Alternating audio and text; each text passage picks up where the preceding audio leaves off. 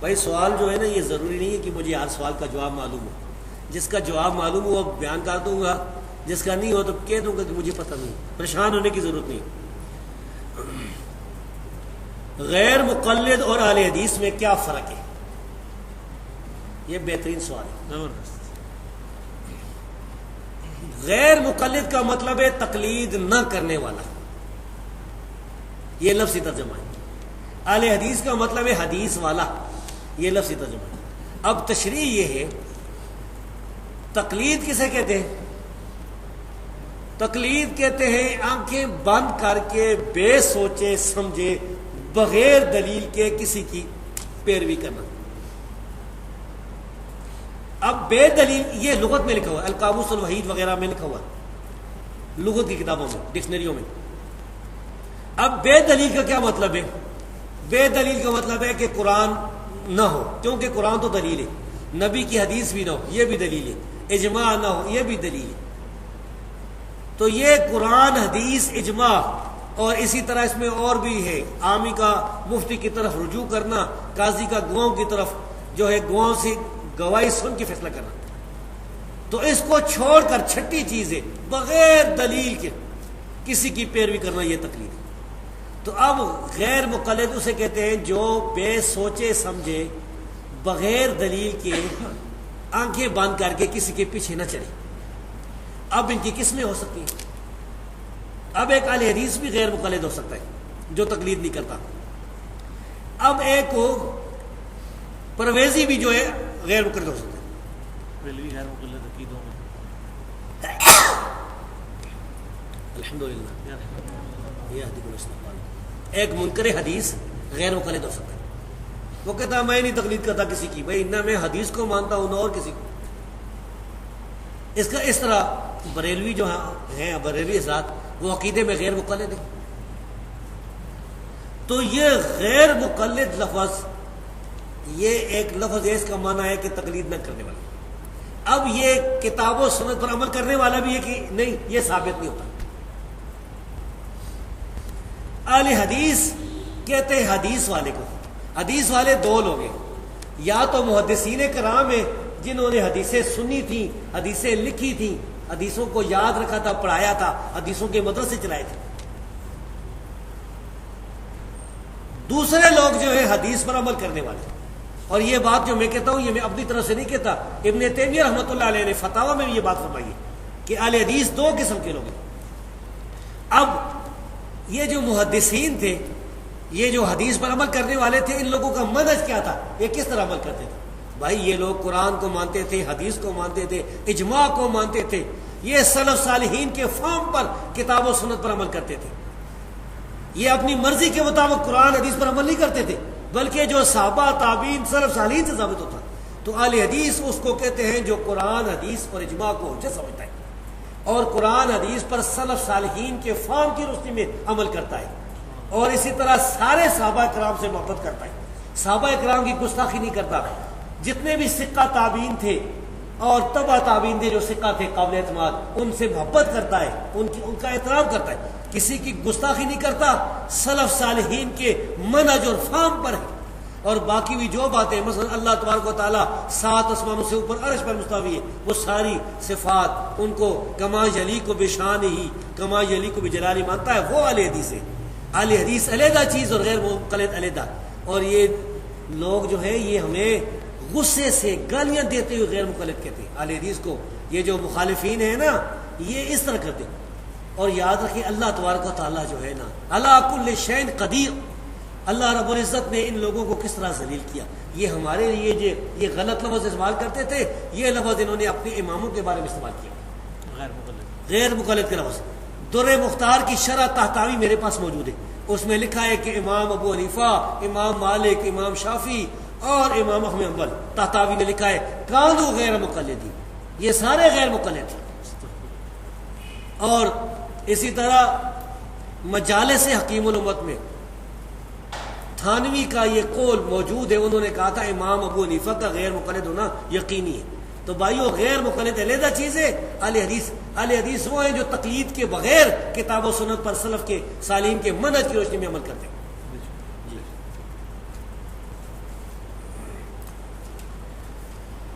دم کرنے کے بارے اور تعویذ لٹکانے کے بارے میں احادیث مبارکہ کی روشنی میں بتا دیں۔ دم کرنا جو ہے یہ صحیح حدیث سے ثابت ہے۔ نبی کریم صلی اللہ علیہ وسلم نے فرمایا، صحیح مسلم کی حدیث ہے، من اراد ان ينفع اخاہ من استطاع ان ينفع اخاہ فلیفعل۔ جو آدمی اپنے بھائی کو فائدہ پہنچا سکتا ہے وہ فائدہ پہنچائے۔ یہ اسی دم کے بارے میں۔ اسی طرح آپ نے فرمایا کہ اعرضوا علی رقاکم، یہ تم اپنے دم جو ہے میرے سامنے پیش کرو جس میں شرک نہ، اس کے ساتھ کوئی حرج۔ دم جو ہے وہ اگر شرکیہ ہے تو حرام ہے۔ اگر کوئی ایسا دم کرتا ہے یا جبریل یا میکائیل یا غوث الاعظم یا پیر دستگیر، یہ سارے شرک ہیں، یہ بالکل جائز نہیں۔ اور اگر کوئی اس طرح دم میں قرآن کریم کی آیت پڑھتا ہے، نبی کریم صلی اللہ علیہ وسلم کی کوئی حدیث میں دعا پڑھتا ہے، تو پھر یہ بالکل جائز ہے، صحیح ہے۔ تعویذ اب آ گیا۔ تعویذ کا لفظی معنی تو ہے اللہ کی پناہ مانگنا، لیکن سوال میں مراد لٹکانے والا تعویذ ہے، کیوں لٹکانے کا ذکر بھی ہے۔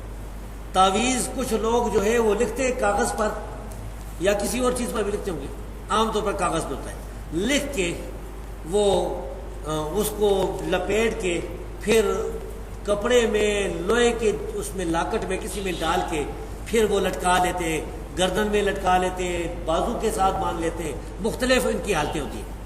یہ جو تعویذ ہے، اس تعویذ کے بارے میں اس کی دو حالتیں ہیں۔ ایک یہ کہ تعویذ کے اندر شرک لکھا ہوا، مثال کے طور پر غیر اللہ سے مدد مانگی گئی ہو، اور اس طرح شرکیہ ہم نے تعویذ دیکھے لوگوں کے لیے، یہ سارے حرام ہیں۔ بعض جگہ پنجہ بھی بنا ہوا ہوتا ہے، 12 اماموں کے نام بھی لکھے میں نے دیکھے تعویذوں سے پر، تو یہ سارے حرام ہیں۔ بعض تعویذ ایسے ہوتے ہیں جن کے اوپر ہندسے لکھے ہوتے ہیں، 1 2 3 اوپر نیچے، بعض اس طرح لکیریں ہوتی ہیں، یہ بھی حرام ہے سارا، کیوں؟ جادو کی قسم۔ بعض تعویذ ایسے ہیں جن پر قرآن کریم کی آیات لکھی ہوتی ہے یا نبی کریم صلی اللہ علیہ وسلم کی حدیث لکھی ہوتی ہے۔ یہ تعویذ جو ہے اس کے بارے میں علماء کرام کا اختلاف ہے۔ کچھ کہتے تھے کہ جائز ہے، تابعین تبع تابعین کے دور میں ہمارے اسلاف میں سے، اور کچھ کہتے تھے ناجائز ہے۔ ہم نے جب دونوں طرح کے دلائل دیکھے تو جو کہتے ہیں ناجائز تھے ان کو ترجیح حاصل ہے، کیونکہ سد ذریعہ بھی ہے، دوسرا یہ اس کا ثبوت بھی کوئی نہیں، نبی کریم صلی اللہ علیہ وسلم سے کسی جلیل القدر صحابی سے بھی ثبوت نہیں ہے اس قسم کے تعویذوں کا، اور تیسری بات یہ کہ اس سے توہین بھی ہوتی ہے، آدمی کبھی کس حالت میں ہوتا ہے، بہت سی باتیں۔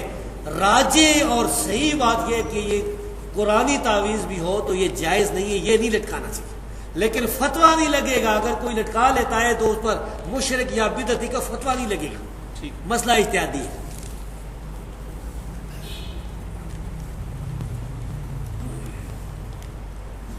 کیا کسی صحیح یا ضعیف روایت سے ثابت یا مروی ہے کہ مومن کی نگاہ سے بچو کیونکہ وہ خدا کے نور سے دیکھتا ہے؟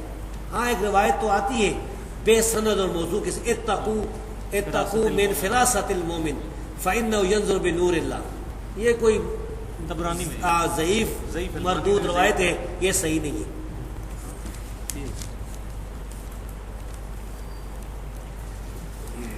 یہ بھی اچھا سوال ہے۔ اہل سنت والجماعت اور اہل حدیث میں کیا فرق ہے،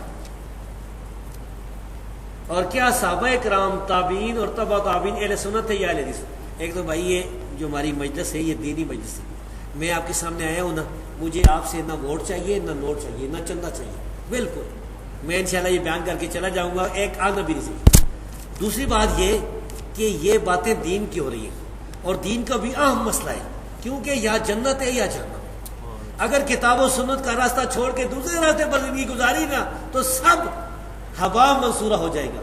تو یہ تحقیق کا وقت ہے، مرنے سے پہلے پہلے تحقیق کر لیں، مسئلہ دیکھ لیں اور ٹھنڈے دماغ سے سنیں، اور جس میں بھی شک ہو اصل کتاب دیکھ لیں، حوالہ دیکھ لیں۔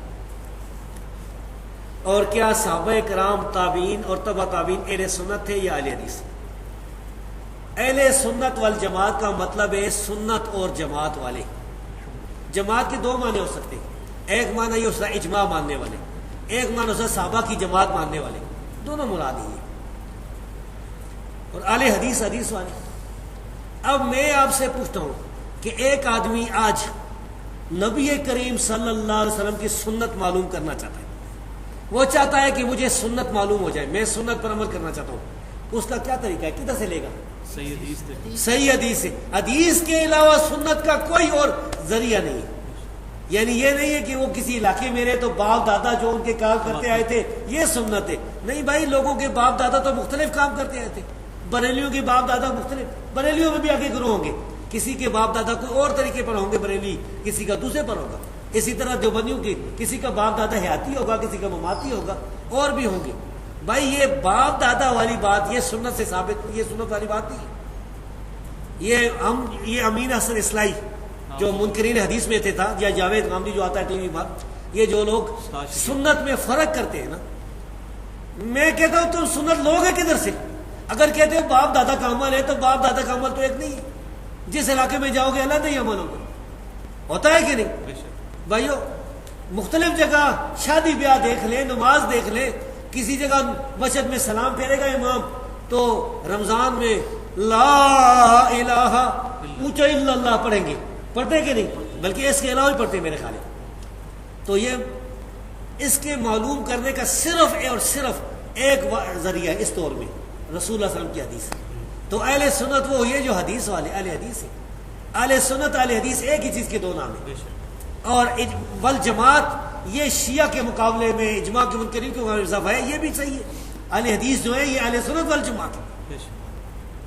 اچھا, وہ کتاب ہے کفایت المفتی, مفتی کفایت اللہ دیوبندی دہلوی, ان سے پوچھا گیا نا اہل حدیث کے بارے میں کہ اہل سنت والجماعت ہے کہ نہیں. پہلی جلد میں لکھا ہے انہوں نے کہا اہل سنت والجماعت ہے, اور لکھا ہے کہ تارک تقلید جو ہے اہل سنت والجماعت سے باہر نہیں ہوتا ہے.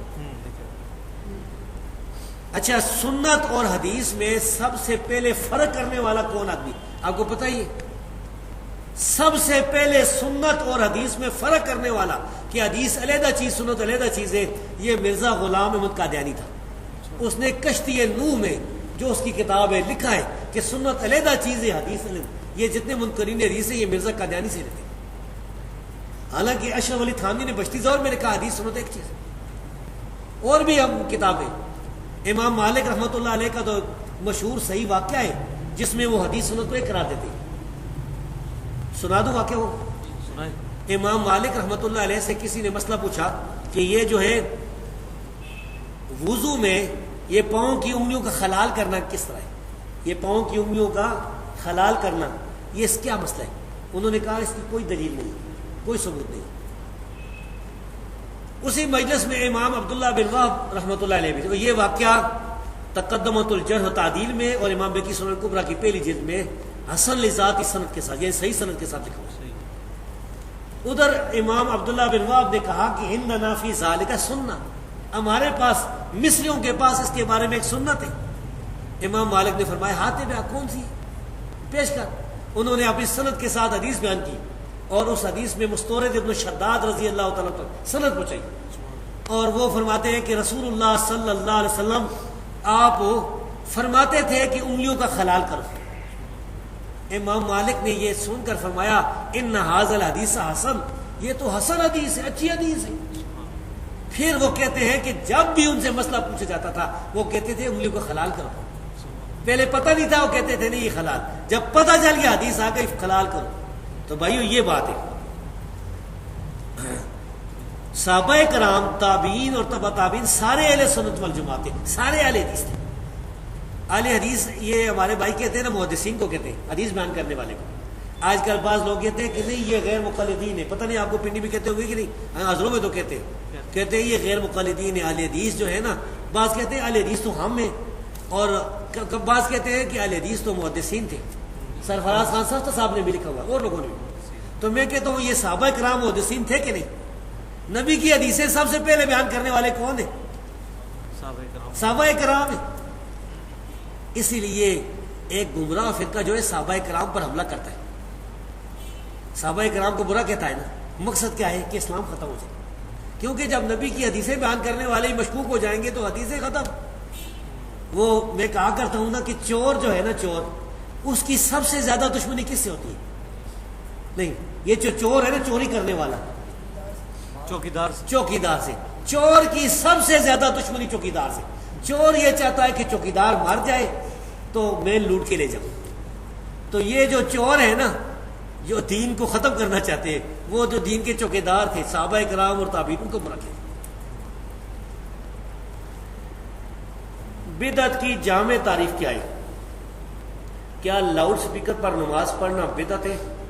مسجد میں اے سی لگانا، مسجد میں چراغ کی بجائے ٹیوب لائٹ لگانا وغیرہ.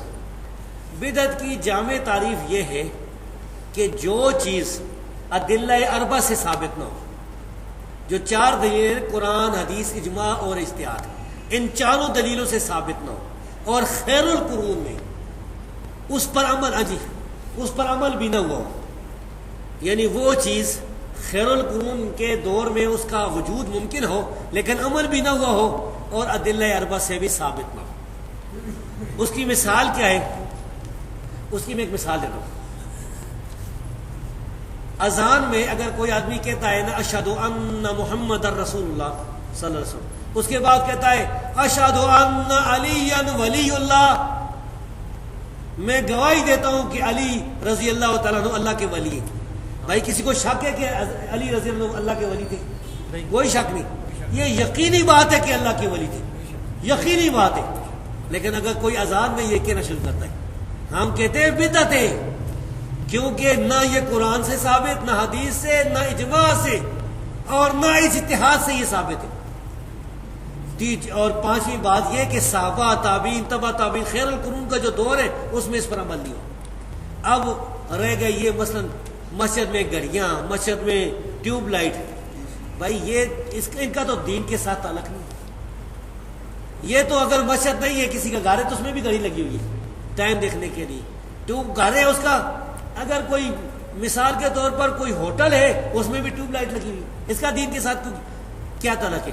اور اللہ فرماتا ہے، میرے استاد ہے نا حاجی ابو الرجال الدتا سودروی رحمہ اللہ، اللہ تعالیٰ ان کی قبر کو نور سے بھر دے. ایک آدمی کو انہوں نے کہا بھائی میں قرآن سے ثابت کرتا ہوں کہ یہ گھڑی جو ہے نا یہ بدعت نہیں ہے. انہوں نے کہا اللہ فرماتا ہے وَأَنزَلْنَا الْحَدِيدَ فِيهِ بَأْسٌ شَدِيدٌ، اللہ فرماتا ہے ہم نے لوہا اتارا ہے، اس میں بڑی تکلیف ہے. تکلیف ہے نا، گولی مارتے مار جاتا ہے، دھماکے بم دھماکے ہو رہے ہیں، خود کش حملے ہو رہے ہیں، اور بھی بہت کچھ. وہ منافع للناس، اور لوگوں کے لیے فائدے بھی. تو فائدہ نہیں کہ آدمی کو پتہ چل جاتا ہے کہ ہاں جی اتنے بجے. اب مجھے پتا تھا کہ میرا جو پروگرام ہے عصر کی نماز کے بعد 4:30 بجے، یعنی ہم وہی پرانا جو ٹائم ہے زرداری والا ٹائم نہیں والا، تو وہ 4:30 بجے جو ہے ہم نے وہاں نماز پر پہنچنا ہے. تو اس لیے ہم حضروں سے نکلے اس طرح. اگر یہ ہمیں پتہ نہ ہوتا تو پھر تو حضرت سے ایک دن پہلے آنا تھا کہ بھائی ہمیں پتہ نہیں کس وقت میں ہوگا. اس لیے مساجد میں ایسی چراغ وغیرہ یہ کوئی بدعت نہیں ہے. بدعت ہے تو وہ اشہد ان علی ولی اللہ یا اذان سے پہلے الصلاۃ والسلام علیک یا رسول. اور یہ ایسا ہے جس کو بریلیوں نے بھی بدعت تسلیم کیا. غلام رسول سعیدی نے اگر سے بعد میں رجوع کر لیا لیکن پہلے جو ہے اس کو ان کی مسجد میں نہیں ہوتا، ابھی جو ہوتا نا، ابھی بھی نہیں ہوتا. ہاں جی. اچھا سر، یہ اگر اسپیکر کی وجہ سے مکبر کی سنت اٹھ جائے، مکبر کو سنت مانتے ہیں مکبر بھی شکر، ہاں جی، اگر اسپیکر کی وجہ سے مکبر کی سنت اٹھ جاتی ہے تو اس کانٹیکس میں پھر ہم جس طرح عرب والے ہیں انہوں نے مکبر بھی رکھا ہوا ہے، اسپیکر بھی رکھا ہوا ہے، لیکن 4 نمازیوں کے ساتھ اسپیکر لگا دیتے ہیں. نہیں وہ صحیح بات، یہ بات بہتر ہے کہ اگر لوگ زیادہ ہوں نا، مثال کے طور پر وہ 40 50 100 صفحے ہیں تو اتنے دور تک جو ہے وہ آواز، اب لاؤڈ اسپیکر لگا ہوا ہے نا، تو اس میں فرض کرے کہ لاؤڈ اسپیکر نہ ہو تو پھر کدھر تک آواز جاتی تھی؟ فلان جگہ تک. تو بہتر ہے کہ پیچھے مکبر بھی ہو جائے. بہرحال یہ مسئلہ بھی اجتہادی مسئلہ ہے. اس میں ہم اگر وہ مکبر نہیں رکھتے اور لاؤڈ اسپیکر پر ہی استعمال کرتے ہیں تو چونکہ یہ ایک ایسی چیز ہے جو رسول صلی اللہ علیہ وسلم کے زمانے میں نہیں تھی. بہتر والی بات وہ یہ ایجاد بات کی ہے، اس دور کی ایجاد ہے. انبیاء، صالحین، صدیق وفات کے بعد اپنی قبور میں میٹھی نیند سو رہے ہیں یا کس طرح قرآن اس کی رہنمائی سے واضح ہے. بھائی یہ تو انبیاء سارے جو ہیں وہ جنت میں اعلیٰ مقام پر، نبی کریم صلی اللہ علیہ وسلم جنت میں اعلیٰ مقام پر موجود، سارے انبیاء، صدیقین بھی اور نیک لوگ جتنے شہداء صالحین سارے اپنی وفات کے بعد یا شہادت کے بعد عالم برزخ میں یا اللہ تبارک و تعالیٰ نے برزخ میں ان کو جنت میں اگر داخل کر دیا ہے، یا جس کی قبر کوئی جنت کے باغوں میں سے ایک باغ بنا دیا، قبر سے جنت کی طرف دروازے کھول دیے، تو اللہ تبارک و تعالیٰ ہر چیز پر قادر ہے. وہ سارے اسی طرح جنت میں خوشوں میں موجود ہیں، نعمتیں ہی نعمتیں ان کے لیے. اور ان میں سے ایسے بھی خوش نصیب ہیں جن کو کہا جاتا ہے نم کا نومت العروس، سو جا جس طرح دلہن سوتی ہے. اور اس سے یہ وہ عرس نہیں ثابت ہوتا.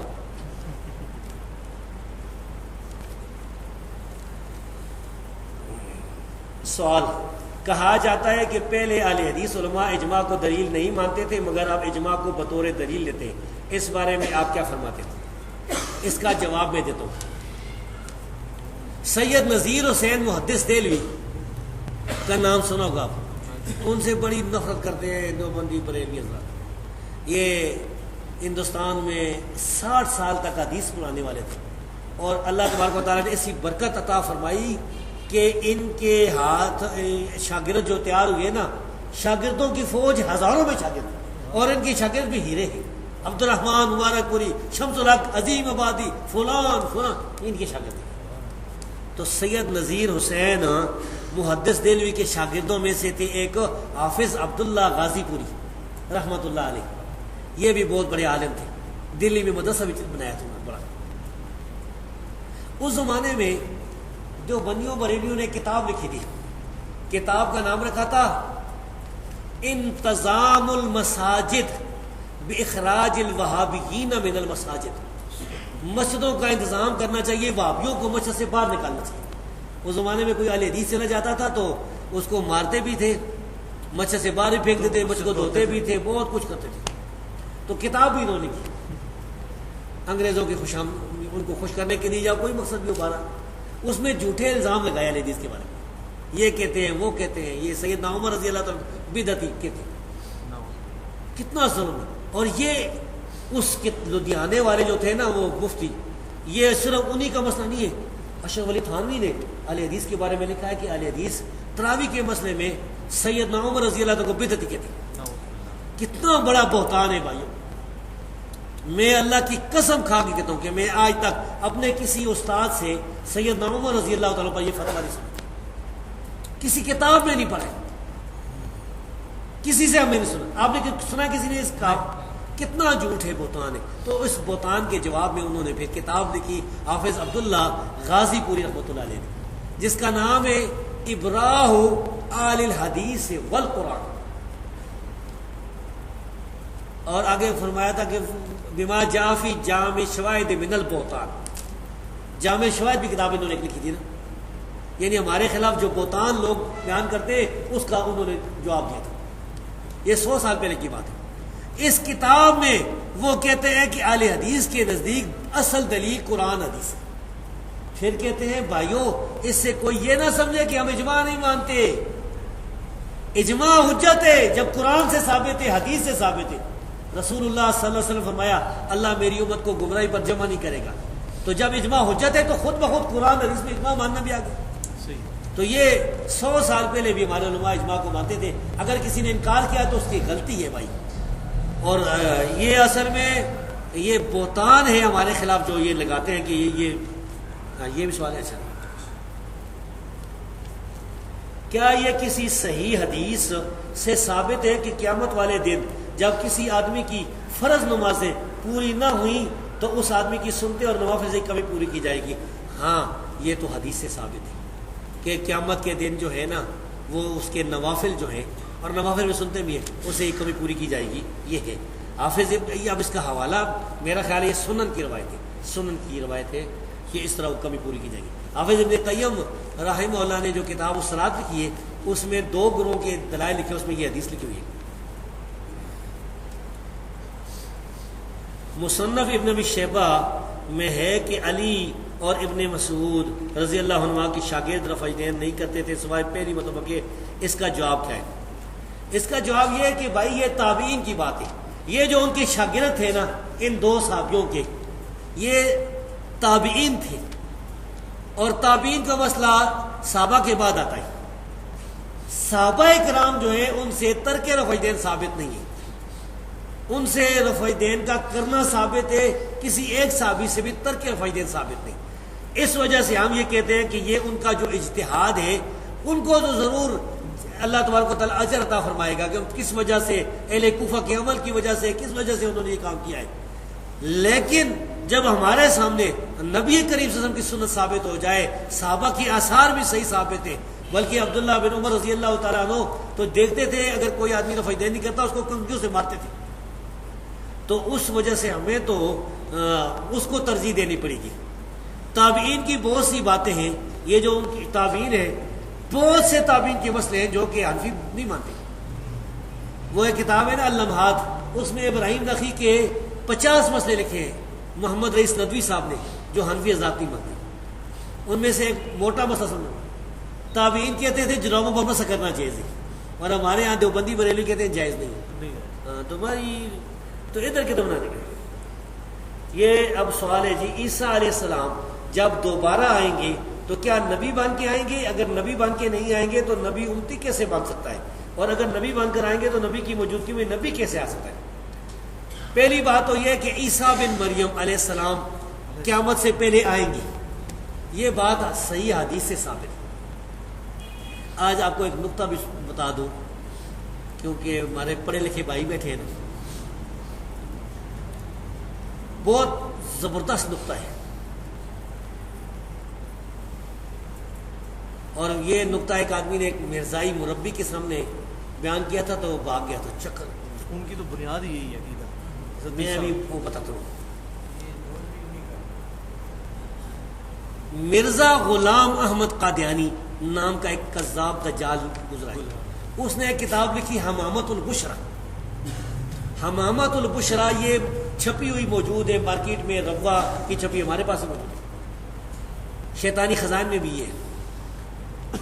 اس کتاب میں مرزا قادیانی نے یہ اصول لکھا ہے کہ نبی اگر کوئی پیشنگوئی بیان کرے، قسم کھا کر پیشنگوئی بیان کرے کہ میرے بعد یہ بات ہوگی، اور اس میں قسم کھائے کہ اللہ کی قسم یہ بات ہوگی، تو یہ ظاہر پر محمول ہوتی ہے، تعویل نہیں کی جاتی، مجاز نہیں ہوتی، اس کا ظاہری معنی مراد ہوتا ہے. سمجھا گئی بات؟ اب نبی کریم صلی اللہ علیہ وسلم کی پیشنگوئی صحیح بخاری مسلم میں موجود ہے. آپ نے فرمایا کہ یعنی قسم کھا کر آپ نے فرمایا کہ عیسیٰ بن مریم تمہارے اندر نازل ہوگا. تو عیسیٰ بن مریم جو ہے وہ قیامت سے پہلے نازل ہوگا. یہ مرزا غلام ورد چراغ بی بی یہ نازل ہوگا، یہ کوئی حدیث نہیں، عیسیٰ بن مریم والی حدیث ہے. پھر یہ بھی ثابت ہے کہ عیسیٰ بن مریم آسمان سے نازل ہوگی. مسند البزار میں یہ صحیح روایت موجود ہے. ایک دفعہ میں نے پیش کی تھی مرزا، وہ بھی بھاگ گئے تھے. وہ بیکی والی روایت مسلمانوں سے کہتے ہیں نا، میں تو وہ بھی خیر. عیسیٰ علیہ السلام نبی ہے، اس میں کوئی شک نہیں کہ عیسیٰ علیہ السلام اللہ کے نبی ہے، سچے نبی ہے، اور نبی سے نبوت چھینی نہیں جاتی ہے. تو جب وہ آئیں گے نبی ہی ہوں گے. لیکن اس کے ساتھ ساتھ وہ نبی کریم صلی اللہ علیہ وسلم کے صحابی بھی ہیں، کیونکہ عیسیٰ علیہ السلام جو ہے ان کی ملاقات ہوئی ہے رسول اللہ صلی اللہ علیہ وسلم کے ساتھ، دونوں زندہ تھے. اس لیے حافظ ابن حجر علیہ صحابہ میں عیسیٰ علیہ السلام کو صحابی ذکر کی، اور صحابی امتی ہوتا ہے، تو عیسیٰ علیہ السلام امتی بھی ہے، نبی بھی ہے. جب آسمان سے نازل ہوں گے آئیں گے، اب وہ کس طرح کریں گے؟ صحیح مسلم میں لکھا ہوا ہے امکم بکتاب ربکم وسنت نبیکم. عیسیٰ علیہ السلام جو ہے تمہاری امامت کریں گے اللہ کی کتاب اور نبی کی سنت کے ساتھ. تو بھائی اب عیسیٰ علیہ السلام پر وہی بھی آئے گی، لیکن وہی کا تعلق دین کے کسی مسئلے کے ساتھ نہیں ہوگا. وہی یہ ہوگی کہ چلو مسلمانوں کو لے کے جاؤ، دجال کو مارو، یہ کرو. دین مکمل ہو چکا، یہی دین عیسیٰ علیہ السلام جو ہے نافذ کرے گا. ہمارے کچھ بھائی جو ہے فتاوی شامی میں لکھا ہوا ہے اور مکتوبات شیخ سرہندی میں لکھا ہوا ہے کہ عیسیٰ علیہ السلام حنفی مذہب پر دیکھا ہے. ہاں جی، حنفی مذہب پر عمل کریں گے. بھائی آپ غور کریں، عیسیٰ علیہ السلام جو نبی بھی ہے اور رسول اللہ علیہ وسلم کے صحابی بھی ہیں، امام ابو حنیفہ سے تو افضل ہے، اس میں تو شک نہیں. امام صاحب کے پیچھے کیوں چلاتے ہو؟ امام حنیفہ کو ان کے پیچھے چلاؤ. سارا جھوٹ، اس طرح کی باتیں اللہ معاف کرے. تو بھائی یہ حقیقت ہے، یہ آ سکتا ہے، یہ آئیں گے. حسن بصری رحمۃ اللہ علیہ سے ثابت ہے، انہوں نے فرمایا کہ قسم کھا کر عیسیٰ علیہ السلام اس وقت زندہ ہیں اور وہی نازل ہوں گے.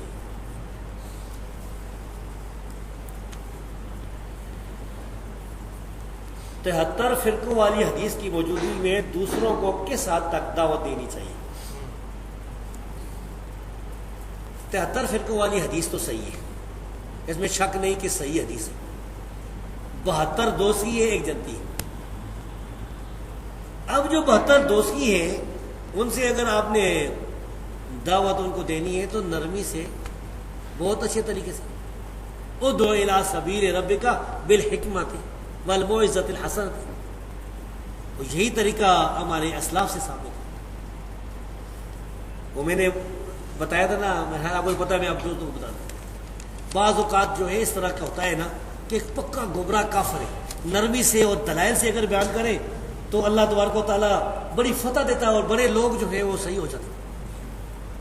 قاضی ابو بکر الباقلانی ایک عالم گزرے، خطیب بغدادی کے استاد تھے. اس زمانے میں غالباً معتصم باللہ کا دور تھا بغداد میں. تو عیسائیوں کا جو بادشاہ تھا وہ ادھر قسطنطنیہ میں ہوتا تھا، ترکی میں جو اس وقت ہے. یہ اس وقت عیسائیوں کا دارالخلافہ تھا، یہ اس وقت فتح نہیں ہوا تھا.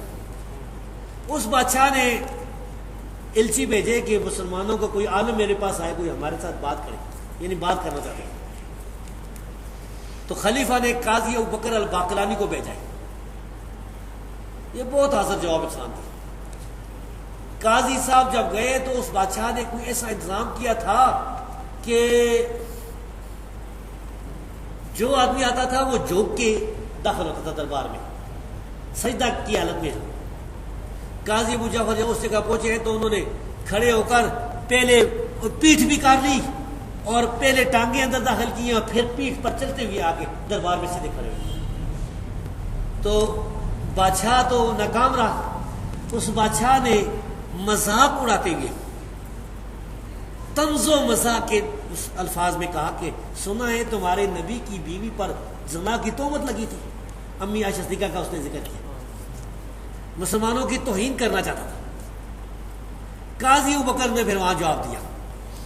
اس نے کہا ہاں 2 عورتوں پر تہمت لگی تھی زنا کی. ایک شادی شدہ عورت تھی جس کا کوئی بچہ پیدا نہیں ہوا، کیونکہ بچہ ہی پیدا ہو سکتا ہے نا زنا سے، کوئی بچہ پیدا نہیں ہوا. ایک کنواری تھی، وہ بچہ لے کے آ گئی ہے، کنواری بچہ لے کے آ گئی ہے اور دونوں بے گناہ تھی. وہ تو ہکا بکا رہ گیا، ہکا بکا رہ گیا. پھر وہ جو ہے نا ان کا پوپ، آج کل تو اٹلی میں نا پوپ تھا، پوپ نے کچھ بات کی، اس کو بھی خاموش کیا. پھر پوپ سے کہا ہے کہ تیرے بیوی بچے کس طرح ہے، ٹھیک ٹھاک ہے تیرے بیوی بچے؟ تو لوگ بولے دباری کی نہیں نہیں نہیں نہیں، پوپ کی شان کے لائق نہیں. پادری ان کا شادی نہیں کرتا نا، بڑا یہ بڑی توہین ہے، یہ کیا کہہ رہے ہیں آپ؟ انہوں نے کہا شرم نہیں آتی، پوپ کی شان کے لائق نہیں ہے بیوی بچے، اور اللہ کے بارے میں کہتے ہو اللہ کا بیٹا ہے، عیسیٰ اللہ کا بیٹا، شرم نہیں آتی؟ تو بھائی یہ ان اچھے طریقے سے دعوت دے، دلائل کے ساتھ دعوت دے، کسی کو کافر مشرک نہ کراتے. موسیٰ علیہ السلام والا قول وہ یاد رکھے. فما بال القرون الاولی، فرعون نے کہا تھا یہ اگلوں کا کیا ہوگا؟ انہوں نے کہا علم عند ربی فی کتاب لا یضل ولا ینسى.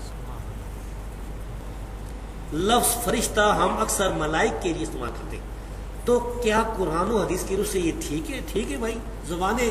ومن آیاتی، اللہ فرماتا ہے ومن آیاتہ خلق السماوات والارض واختلاف السنتکم والوانکم.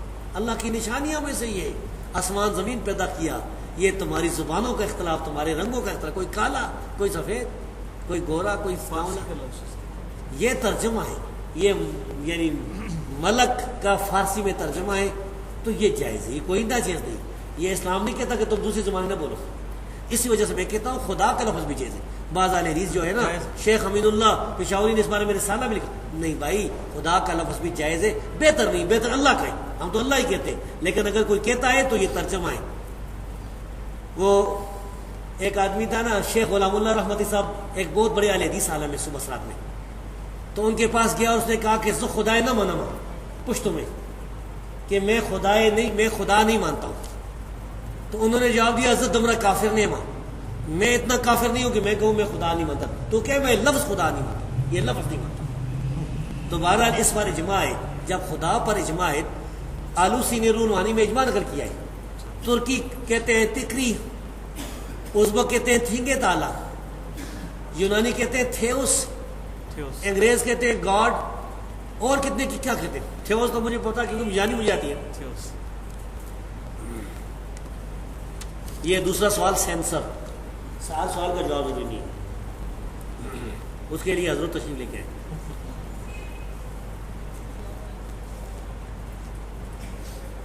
یہ سوال ہے کیا یہ بات صحیح ہے کہ کعبہ میں 4 مصلے تھے 4 اماموں کے؟ ہاں بھائی 4 مصلے تھے خانہ کعبہ کے ارد گرد، لیکن یہ مصلے اماموں نے نہیں بنائے تھے، یہ کوئی ان کی وفات کے 700 سال بعد بنے، اور یہ ترکوں نے بنائے تھے. یہ عثمانی ترک جو تھے نا، ترکوں نے یہ مصلے بنائے تھے 4 مصلے. اور ان کے بارے میں رشید احمد گنگوئی انہوں نے لکھا ہے کہ یہ بری بات ہے، ان کی تالیفات میں لکھی. ہاں یہ امر زبون ہے، برا ہے. وہ میرے پاس حوالہ لگا ہوا ہے، وہ فون پر مجھ سے آپ حوالے لے سکتے ہیں. تو یہ اللہ تعالیٰ جزائے خیر دے یہ آل سعود کو کہ انہوں نے شیخ عبدالعزیز، یہ ملک عبدالعزیز نے آ کر وہ 4 مصلے ختم کی. میرے والد صاحب کہتے ہیں کہ میں جب گیا تھا 1953 میں، وہ حج کے لیے گئے تھے بسوں پر، وہ کہتے ہیں اس وقت مصلے موجود تھے لیکن نماز نہیں ہو رہی تھی. ہاں ابھی تصویریں ہیں اس کی. اچھا تو وہ اس طرح تھا کہ نماز خاص طور پر مغرب کی نماز میں بڑا باسیاؤں نے لکھا ہے کہ جب مغرب کی نماز حنفی بھی اسی وقت پڑھتے ہیں، جب اہل حدیث شافعی بھی پڑھتے ہیں سارے اپنے، تو امام ایک کہتا ہے اللہ اکبر رکوع کے لیے جاتا ہے، دوسرا سمجھتا ہے کہ نہیں سجدے کو جا رہے ہیں، وہ اللہ اکبر سجدے کو جا رہا ہے. اسی طرح وہ کچھ سمجھ نہیں آتی تھی کہ کیا ہو رہا ہے. اگر آپ داڑھی کٹواتا ہے کیا وہ امامت کرا سکتا ہے؟ یعنی مراد یہ ہوگا کیا داڑھی کٹوانے والے کے پیچھے نماز جائز ہے کہ نہیں؟ کٹوانے سے مراد اگر داڑھی منانا ہے تو یہ فاسق فاجر ہے، اس کے پیچھے نماز نہیں پڑھنی چاہیے. اگر یہ مسلمانوں کا خلیفہ بادشاہ ہے اور کہیں نماز پڑھا رہا ہے تو نماز ہو جائے گی اگر اس کا عقیدہ صحیح ہے، لیکن فاسق فاجر ہے اس کے پیچھے جان بوجھ کر نماز نہیں پڑھنی چاہیے. اور اگر وہ تھوڑی تھوڑی اس کی ہے تو بھی فاسق ہے. اگر ایک مٹھی سے زیادہ کٹاتا ہے تو پھر نماز ہو جاتی ہے. یہ مسئلہ اجتہادی ہے، صحابہ کرام ثابت ہے، فاسق فاجر نہیں ہوتا. صحابہ سے ثابت ہے. ہاں صحابہ کرام سے ثابت ہے، تابعین سے بھی ثابت ہے، اور بغیر اختلاف کے ثابت ہے. کسی ایک نے انکار نہیں کیا. میں کہتا ہوں اجماع ہے، یہ اجماع ہے. اس بارے میں یہ 2 موقف غلط ہے.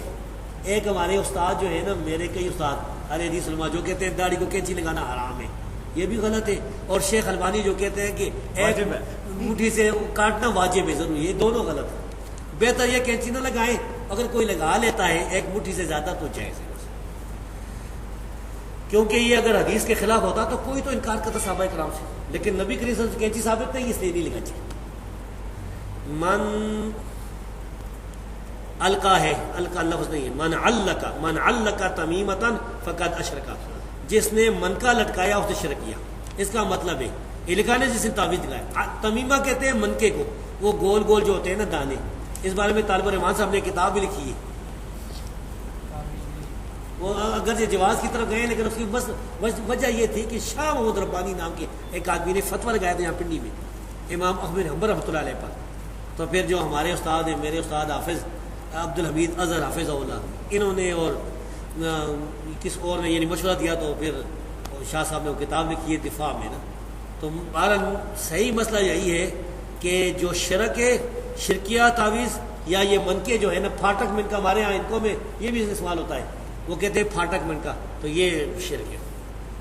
اگرچہ ایک روایت یہ بھی آئی ہے امی عائشہ صدیقہ رضی اللہ تعالیٰ عنہا سے، وہ کہتی ہے کہ منکا اگر بیماری کے بعد ڈالا جائے تو شرک نہیں ہے. یہ بھی صحیح روایت ہے. تحوی کی شرح مانی الاثار میں مستدرک الحاکم ہے. وہ کس نیت سے اگر وہ عورت اپنی خوبصورتی کے لیے لگاتی ہے شاید اس کانٹیکسٹ میں بس وہ ہوگا. بہرحال یہ ہے شرک جو ہے نا وہ شرکیہ اور یہ منکے شرک ہے. کون سی؟ اچھا عقائد اور مسائل، کون سی چیز عقائد میں شامل ہے اور کون سی چیز مسائل میں شامل ہے، یہ فرق عام آدمی کو کس طرح معلوم ہوگا؟ معلوم ہو جائے گا اللہ پر ایمان، رسول پر ایمان، اور اس طرح عذاب قبر، یہ ساری چیزیں عقائد ہیں. اب جو مسائل ہیں مثال کے طور پر نماز میں رفع دین کرنا، ہاتھ باندھنا، یہ وغیرہ، یہ سارے مسائل ہیں. تو یہ آدمی تحقیق کر لیتا ہے. بعض ایسی چیزیں ہوتی ہیں جس کی وجہ سے انسان کافر نہیں ہوتا. مثال کے طور پر ایک آدمی تحقیق کرتا ہے کہ رکوع کے بعد ہاتھ باندھنے چاہیے، دوسرا کہتا نہیں مجھے ٹھیک ہے، اجتہادی مسئلہ ہے.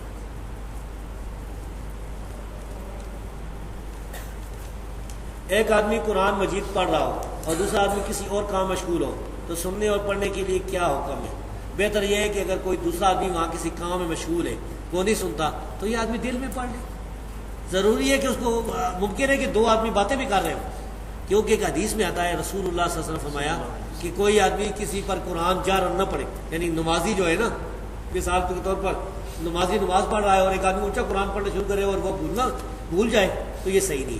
تو اسی لحاظ سے مسلمان کی زبان اور ہاتھ سے دوسرے مسلمان محفوظ رہتے ہیں.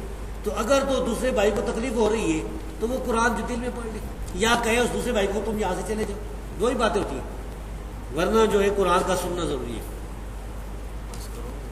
سوالات بس کریں جی. آپ کی بھی زبانی بھی کرنا ہے، زبانی بھی کر دیں. اچھا،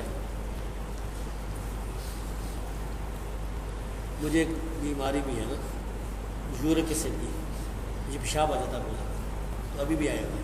جیسے یہ ایک دو سوالوں کے پھر وہ سامنے کھول دینا چھوٹا پیشاب، اس کے بعد پھر سوال جواب کی بچت پھر شروع. ٹھیک.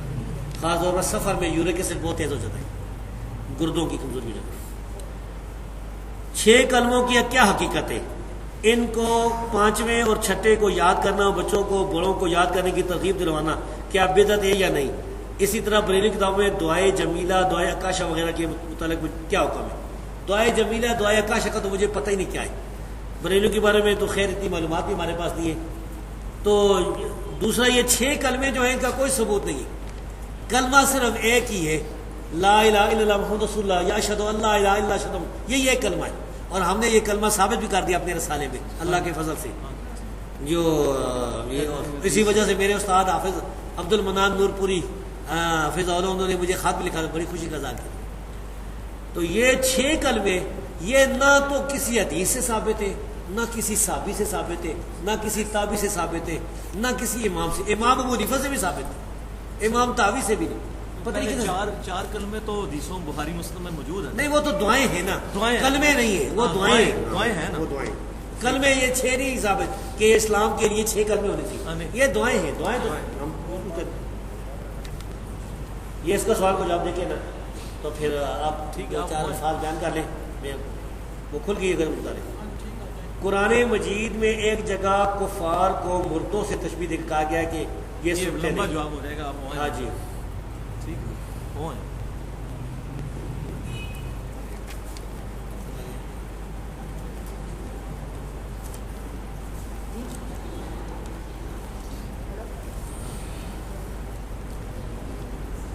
یہ اس کا جواب دینے سے پہلے بتاؤں، یہ باندھ رہے ہیں نا، وہ ریکارڈ بھی کر رہے ہیں ویڈیو قسم کا، ہمارے کچھ بھائی اس کو ناجائز سمجھتے ہو سکتا ہے نا. تو مجھے یاد آیا ایک دفعہ ایک مناظرہ ہوا تھا، مناظرہ کرنے والے مبشر احمد ربانی صاحب تھے، میں معاون تھا ان کا. اچھا. ہلنا میں مناظرہ ہوا، ہلنا منڈی بہاؤدین، اور مسئلہ رفع دین پر مناظرہ ہوا تھا. تو اس میں اللہ تبارک و تعالیٰ کا یہ فضل ہوا کہ وہ جو مناظرہ کرانے والا بڑا آدمی تھا نا، وہ تو اہل حدیث ہو گیا. سبحان اللہ. اس گاؤں میں اتنے اہل حدیث نہیں تھے. اس کے بعد بریلیوں نے کہا کہ یہ وہابی جو ہیں یہ جھوٹ بولتے ہیں، ہم جیتے ہیں، وہ نہیں جیتے. انہوں نے یہ وہ شرمائی صاحب نے مجھے بتائی تھی، انہوں نے ویڈیو جو خود بنائی تھی نا، وہ اپنے ایک جگہ ڈیرے پر لگائی ہے. بریلیوں نے اپنے نوجوانوں کو اکٹھا کیا، او ہم اصلی مناظرہ کو بتاتے ہیں. ہم اس مناظرے میں وہ جو بریلوی تھا عبد الکریم و شیخ پوری، وہ سجدوں میں رفع دین ثابت کرتا تھا. اچھا. وہ ایک ہے. تو ہم جو ہے کہتے تھے یہ ضعیف ہے، اور اب رکوع سے پہلے تو وہ جو کچھ لوگ اہل حدیث ہوئے تو انہوں نے کہا کہ یہ ہمارا مولوی بھی رفع دین ثابت کرتا ہے، وہ بھی ثابت کرتے ہیں رفع دین، تو چلو ٹھیک ہے. خیر انہوں نے جب ویڈیو لگائی نا، ویڈیو لوگوں کو دکھائیے، 6 نوجوان اہل حدیث ہوگا ان میں سے، ان کے اپنے، کہ انہوں نے کہا کہ یہ تو اب سمجھ آئیے، وہ پھر اس گاؤں میں تو اب مشرے بھی ہے نا اہل حدیث کی. تو یہ اس قسم کی جو ہے وہ جدید میڈیا ہے. بہرحال میں نے نہیں کہا تھا، یہ بھائی اپنی مرضی سے آئے، اور یہ وہ بھائی ہیں جو اللہ کی فضل سے بریلیوں سے اہل حدیث ہیں. پچھلے سال میرے پاس آئے تھے، اس وقت تحقیق کر رہے تھے. تو یہ تحقیق میں بڑے بڑے، میرے خیال میں نام نہ لوں، بہتر ہے ان علماء کے پاس گئے. اور میرے پاس جب آئے الحمدللہ ادھر بھی انہوں نے صرف بنایا تھا سوال جواب، وہ بھی ریکارڈ کیا تھا. اب تو بہت بڑی دعوت یہ دے رہے ہیں، بڑے لوگ اللہ کے فضل سے یعنی ہم سے زیادہ یہ دعوت دے رہے ہیں. جی یہ قرآن مجید میں ایک جگہ کفار کو مردوں سے تشبیہ دے کر کہا کہ یہ سنتے نہیں، اس کی تشریح کسی محدث کی روشنی میں بیان فرمائیں. محدث تو پھر حافظ ابن حجر کی فتح الباری دیکھ لیں، اس میں اور قرآن کریم کی جو یعنی تشریحات ہیں، ابھی تو مجھے اس طرح یاد نہیں ہے کہ کس محدث نے کیا فرمایا. بہرحال وہ جو ہے نا، یہ مجھے یاد ہے کہ علماء کرام کہتے ہیں کہ یہ جو کافروں کی یعنی نفی ہے نا سننے کی، یہ سماع و انتفاع ہے، انہیں یعنی نفع دینے والا سننا نہیں اس سے مراد. باقی یہ کہ مثلا کلیب بدر والوں نے سنا تھا کافروں نے نبی کریم صلی اللہ علیہ وسلم کی بات کو، یہ ثابت ہے. تو یہ مسئلہ سماع موتا کا یہ بڑا اختلافی مسئلہ ہے اور لمبا مسئلہ ہے. اس بارے میں ہماری تحقیق یہ ہے کہ مردہ کچھ نہیں سنتا سوائے اس کے جو نبی کریم صلی اللہ علیہ وسلم کی حدیث سے ثابت ہے. مثلا قدموں کی آواز سنتا ہے. اصحاب بدر جو تھے وہ کفار جو مارے گئے تھے انہوں نے سنا تھا، بس یہ ثابت ہے، باقی مردہ کچھ نہیں سنتا. بعد لوگوں نے غلو کر کے بخاری کی اس حدیث کو ہی ضعیف قرار دے دیا، مماتیوں نے، دیوبندیوں نے. وہ تو بخاری کو ہی ضعیف قرار دے دیا. وہ جو ایک ان میں سے ایک مماتی ہے، اس نے ایک کتاب لکھی ہے قرآن مقدس اور بخاری محدث. یہ دیکھیں اس کی جہالت. قرآن مقدس لفظ صحیح ہے مقدس، لیکن بخاری محدث لفظ غلط ہے. محدث نام ہی غلط ہے. اس میں گالیاں دی ہیں امام بخاری کو اور حدیث کے اماموں کو. اس کا جواب میں نے دیا ہے. یہ مماتی دیوبندی کو احمد سعید ملتانی جو ہے نا، یہ جیل میں چھٹ گئے. ہماری عدالتوں کو تو آپ کو پتہ بھی ہے. اس کا بیٹا تو سلفی ہو گیا. دو، اگر کوئی شخص اس طرح دعا مانگتا ہے کہ اے اللہ اپنے حبیب صلی اللہ علیہ وسلم کے صدقے میرا فلاں کام کر دے، اس طرح کہنا کیا بدعت ہے؟ جی ہاں بدعت ہے، کیونکہ ایسا جو ہے نہ صحابہ سے ثابت ہے، نہ تابعین سے، نہ تبع تابعین سے، نہ محدثین سے، نہ اماموں سے. جتنے بھی ہیں نا بڑے بڑے یعنی 300-400 سال تک اس سے ثابت نہیں ہے. تو ڈائریکٹ اللہ سے دعا کریں، وسیلہ پیش کرنے کی کیا ضرورت ہے؟ اس بارے میں آپ ابن تیمیہ کی کتاب الوسیلہ دیکھ سکتے ہیں. زکوٰۃ کے بارے میں بیان کریں کہ یہ کتنے مال پر فرض ہے.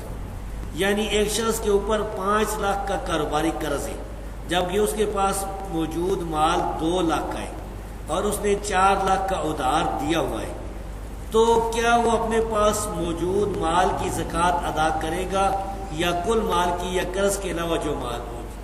یہ بہت سے سوال ہے اس میں. ایک تو یہ نا زکوٰۃ اگر تقریباً 10,000 روپے جس آدمی کے پاس ہے نا تو اس پر زکوٰۃ ہو جاتی ہے. اسے اگر تھوڑے ہیں اسے تو زکوٰۃ اس پر نہیں آتی. وہ لے صفی معدون خمس اواقن صدقہ والی حدیث جو ہے نا، 5 اوقیہ چاندی سے کم اگر جس کا ہے نا اس پر صدقہ نہیں ہے. خیر، تو یہ جو مسئلہ ہے کہ اس پر مثلا 5 لاکھ روپے کا اس نے قرض اٹھایا ہوا ہے، لوگوں سے دیا ہے، اس کی تو یہ زکوٰۃ نہیں دے گا. اس کی زکوٰۃ تو وہ دے گا جس نے قرض اس کو دیا. اب اس کے پاس موجودہ مال 2 لاکھ کا ہے اور 4 لاکھ کا ادھار اس نے آگے دیا ہوا ہے. 4 اور 2 6 لاکھ کی یہ زکوٰۃ نکالے گا. ہاں ٹھیک ہے، 6 کی نکالے گا. اس میں ایک اور مسئلہ بھی ہے.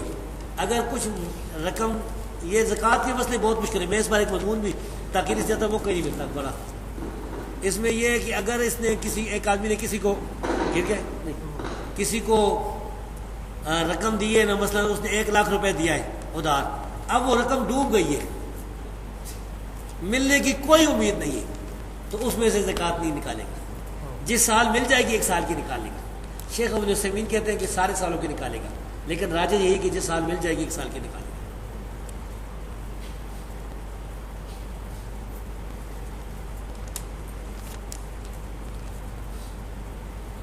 بھئی یہ ایک حجت تو جواب دے ہی نہیں، یہ حدیث ہے. عمار بن یاسر رضی اللہ عنہ کو رسول اللہ صلی اللہ علیہ وسلم نے فرمایا تھا کہ تمہیں ایک باغی گروہ قتل کرے گا. یہ حدیث بالکل صحیح ہے، بخاری میں. ہاں صحیح بخاری. تقتل الفئۃ الباغیہ، متواتر حدیث ہے. سیدنا عمار رضی اللہ عنہ کو باغی گروہ قتل کرے گا. آگے لکھا ہے کہ وہ حضرت امیر معاویہ رضی اللہ عنہ کے گروہ کی طرف سے قتل ہوئی ہے. نہیں، حضرت علی نہیں، حضرت ابی معاویہ کے گروہ کی طرح، یہ غلط ہے. سیدنا علی رضی اللہ تعالیٰ عنہ کی کے فوج میں وہ موجود تھے، ان کے گروہ میں، ان کے لشکر میں موجود تھے، اور قتل کرنے والے جو تھے وہ سامنے والے شامی لشکر میں تھے، اور قتل کرنے والا جو تھا ابو الغادیہ تھا، ابو الغادیہ شامی امیر معاویہ رضی اللہ کے لشکر میں تھا ابو الغادیہ۔ تو ابو الغادیہ جو ہے، اچھا تو اب یہ باغی والا جو ہے ہم فتویٰ نہیں لگاتے ہیں بھائی، اس مسئلے میں یہ ہے کہ صحابہ کرام دونوں طرف صحابہ کرام تھے، مسئلہ اجتہادی تھا، اجتہادی خطا کی وجہ سے جو ہے وہ یہ کہہ سکتے ہیں کہ بھائی سیدنا علی رضی اللہ تعالیٰ کا گروہ جو ہے وہ اقرب الی الحق ہے، وہ حق پر ہے۔ دوسرا جو گروہ ہے اگر کوئی اس کو باغی کسی نے کہا بھی نا تو وہ خطا اجتہادی کے معنی میں، یعنی باغی جو ہے وہ کافر نہیں ہوتا ہے، باغی مسلمان بھی ہو سکتا ہے۔ قرآن کی آیت ہے وَإِن طَائِفَتَانِ مِنَ الْمُؤْمِنِينَ اقْتَتَلُوا فَأَصْلِحُوا بَيْنَهُمَا، مومنوں کی دو جماعتیں، تو ہم پھر بھی سیدنا معاویہ رضی اللہ تعالیٰ عنہ یا ان کی جماعت کو باغی نہیں کہتے بھائی۔ لیکن یہ بات بالکل صحیح ہے کہ سیدنا عمار رضی اللہ تعالیٰ عنہ کو باغی جماعت قتل کرنے والی حدیث بالکل صحیح ہے۔ اگر حضرت عیسیٰ علیہ السلام نبی ہوں گے تو کیا حدیث میں آتا ہے کہ میں آخری نبی ہوں، میرے بعد کوئی نبی؟ ہاں یہ تو صحیح ہے، لیکن اس سے مراد یہ کہ رسول اللہ صلی اللہ علیہ وسلم کے بعد کوئی نبی پیدا ہونے والا نہیں ہے۔ نبی کریم صلی اللہ علیہ وسلم کے بعد قیامت تک کوئی نبی پیدا نہیں ہوا۔ عیسیٰ علیہ السلام تو پہلے نبی ہے، وہ تو دجال کو قتل کر، دجال کا فتنہ بہت بڑا فتنہ ہے، دجال کو قتل کرنے کے لیے اللہ تبارک و تعالیٰ انہیں نازل فرمائے گا، جس طرح کہ اللہ نے ان کے ساتھ وعدہ فرمایا ہوا ہے۔ اور اس سے یعنی وہ بعد والے نبی تو نہیں بن جاتے نا، عیسیٰ علیہ السلام تو پہلے تھے، اگر کوئی نبی پیدا ہو جاتا تو پھر ختم نبوت جو ہے اس میں فرق آتا۔ وہ ایک مولوی صاحب نے لکھا ہے نا کہ فرض کرے کہ کوئی آدمی کوئی نبی پیدا ہو جائے تو ختم نبوت میں فرق نہیں آئے گا، خاتمیت محمدی میں۔ یہ غلط بات ہے، بالکل یہ بالکل غلط بات ہے، بڑا فرق ہے، وہ تو ختم نبوت ہی ختم ہوتا ہے۔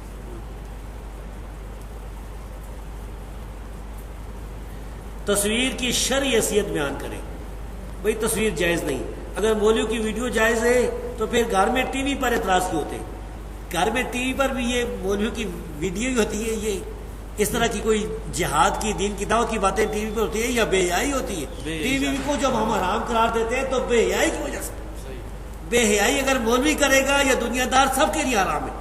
ان الذين يحبون ان تشيع الفاحشة في الذين امنوا لهم عذاب اليم في الدنيا والاخره، جو لوگ مومنوں میں بے حیائی پھیلا جاتے ہیں، فاحشہ عورتیں ہوتی ہیں، ناچ ہوتا ہے، گانے ہوتے ہیں، اور بھی گندی باتیں ہوں گی، ہو سکتا ہے کوئی گندی فلمیں بھی ہوں، تو کو پتہ ہی نہیں، ہمارے تو ہم نے ٹی وی دیکھا ہی نہیں، گھر میں ہے ہی نہیں، بے پردہ کی ہے، تو بھائی یہ اس وجہ سے ٹی وی حرام ہے۔ اگر کوئی آدمی گھر میں ٹی وی رکھ کے اس میں مناظرے کی وہ دیکھتا ہے، علماء کی تقریر دیکھتا ہے، یا کوئی جہادی دیکھتا ہے، یا مثال کے طور پر کوئی ٹیکنالوجی اس کو پڑھاتے ہیں، یہ بھی ہو سکتی ہے نا بہت چیزیں، آج کل تو جدید لوگوں کو پتہ ہوگا، ہاں علم جدید، تو وہ ساری چیزیں جائز ہیں۔ اگر یہ ویڈیو وغیرہ ناجائز ہو تو اس کی تائید کیوں کرتے ہیں؟ بھائی جواب ہم نے دے دیا ہے، باقی آپ ہم سے کیا منانا چاہتے ہیں؟